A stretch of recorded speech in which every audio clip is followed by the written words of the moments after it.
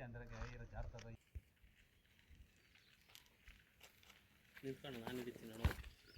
ಕಲ್ಲು ಇಲ್ಲಿ ಬೀಳ್ಸಾಕ್ತಾರಲ್ಲ ಗುರು. ಸಿ ಅಲ್ಲಿದೆ, ಬಿ ಇಲ್ಲಿದೆ, ಎ ಎಲ್ಲಿದೆ, ಡಿ ಎಲ್ಲಿದೆ.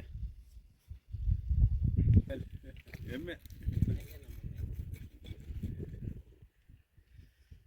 ಒಳಗೆ ಇದ್ರೆ ಇರ್ಬೋದು, ಹೇಳಕ್ಕಾಗ್ತದ? ಯಾರು ಹೇಳಕ್ಕಾಗ್ತಾ ಇಲ್ಲ.